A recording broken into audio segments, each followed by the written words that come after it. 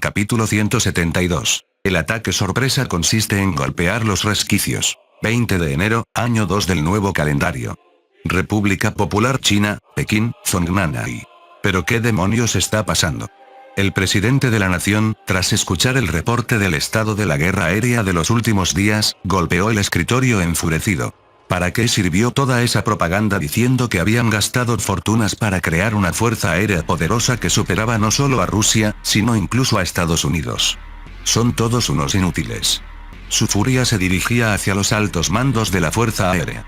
El resto de la cúpula del partido permanecía en silencio con rostros severos. Nadie intentó defender a los militares. Normalmente, en estos casos alguien intercedería por intereses de facción o estrategia política, pero ante tal cadena de fracasos, no encontraban argumentos para protegerlos. Por ahora solo es guerra aérea, pero esos tipos ya han empezado a bombardear Shanghái indiscriminadamente. Los satélites confirman una flota de transporte. A este paso, nos van a invadir por tierra. ¿Qué haremos entonces? ¿Huiremos otra vez hasta Yan'an? Tras calmarse un poco ante la idea ridícula de que el alto mando tuviera que volver a vivir en cuevas, el presidente continuó. Los recientes combates sobre Shanghái habían sido una derrota total para el Ejército Popular de Liberación. Contra las naves que solo podían describirse como ovnis, la pérdida fue absoluta. Solo en una ocasión tuvieron una ligera ventaja, pero ni de lejos fue una victoria decisiva. Presidente, es cierto que hemos perdido, pero no es que no hayamos obtenido nada, intervino un oficial. Eso espero, aunque lo que realmente desearía es que ganaran, respondió el presidente con una mirada gélida. Se estima que el enemigo es totalmente incapaz de lidiar con aviones furtivos, STEAL, y drones pequeños. Las pérdidas de nuestros J-20 se han limitado únicamente al combate cerrado dentro del alcance visual. No hemos tenido ni una sola baja en combate más allá del alcance visual, BVR. Aunque el J-20 es criticado por su gran tamaño y por no ser un diseño STEALTH perfecto, es un hecho que fue diseñado con esa premisa y su sección transversal de radar, RCS, es mucho menor que la de aviones convencionales. El hecho de que ni uno solo fuera derribado a larga distancia significaba que el enemigo no podía detectar aviones furtivos desde lejos. En términos generales, el sigilo se refiere a la capacidad de una aeronave para ser menos visible a los radares convencionales, ya sea absorbiendo las ondas de radar o desviándolas en otras direcciones para que no regresen al emisor.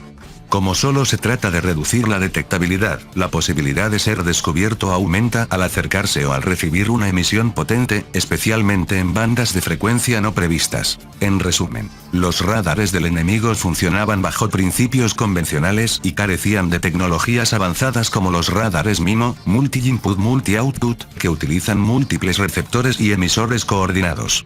Además, los drones pequeños y lentos que vuelan a baja cota no han recibido ni un solo ataque. Creemos que no pueden detectarlos.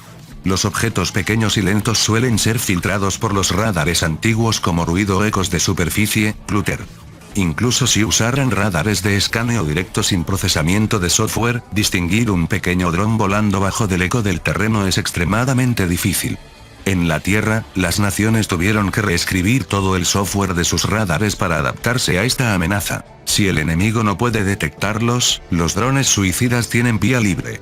¿No será que simplemente no nos ven como una amenaza? ¿No es arriesgado asegurar que no pueden detectarnos solo basándose en combates aéreos? La Armada ha acercado drones a la flota enemiga y todos han regresado a salvo. Confirmamos que no nos detectan, interrumpió un oficial naval. Gracias a eso, tenemos fotos detalladas de su flota. Sinceramente, las únicas amenazas reales son esos aviones tipo OVNI y el armamento óptico, láser, que equipan sus buques mayores.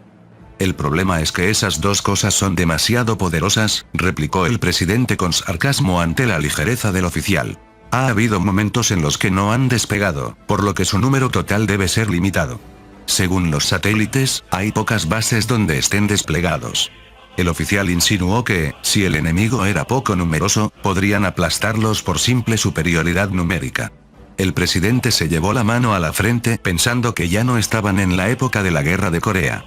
Aplastar por números significaba aceptar tener 10 veces más bajas que el enemigo. Si intentaba imponer ese sacrificio a la población actual, provocaría disturbios y un sentimiento antipartido difícil de contener. Aunque la fuerza de la China comunista reside en aplastar la disidencia mediante las armas, ningún país ha ganado una guerra mientras tiene que sofocar rebeliones en su propia retaguardia. En cualquier caso, somos superiores a sus fuerzas convencionales. Planearemos y ejecutaremos operaciones aprovechando nuestros aviones stealth y drones pequeños. Si el enemigo intenta un desembarco, responderemos atacando su territorio nacional. Contemplamos el uso de submarinos, misiles balísticos y armas hipersónicas. El presidente no pareció inmutarse ante el plan de atacar con semejante arsenal. Un desembarco enemigo es inadmisible. Aplástenlos antes de que toquen tierra. Con esas palabras, la reunión terminó. 22 de enero, año 2 del nuevo calendario. Frente a las costas de Shanghái, China, la primera oleada de la Fuerza de Desembarco de la República Unida de Germania había sufrido algunos daños menores en escaramuzas con la flota enemiga durante el trayecto, pero habían logrado transportar a 35.000 soldados casi intactos. Las lanchas de desembarco eran bajadas de los pescantes una tras otra, mientras los tanques anfibios comenzaban su avance. Era una operación de asalto frontal contra una ciudad enemiga, algo sumamente arriesgado, pero no había rastro de miedo en ellos. La superioridad aérea era total y la ciudad frente a ellos ya era tierra quemada. No había resistencia desde la costa, solo se veía el humo de los bombardeos previos. Esto está siendo demasiado fácil, comentó el comandante de la flota mientras fumaba su pipa desde el puente. Es mejor así, señor. No como esas cucarachas de la Alianza Socialista Paneslava que no dejaban de aparecer por más que las aplastáramos, respondió el capitán con una sonrisa. ¿Eh? ¿Qué es eso? El almirante señaló un pequeño objeto volador, pero este se dirigió rápidamente hacia el enjambre de lanchas de desembarco y desapareció de vista. Un segundo después, una lancha explotó. Como si fuera una señal, otras lanchas empezaron a estallar sucesivamente. ¿Qué está pasando? Es un ataque enemigo. Radar. Sonar. Denme un informe. El caos se apoderó del puente.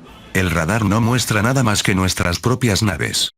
El sonar no detecta ninguna fuente de ruido sospechosa en los 360 grados.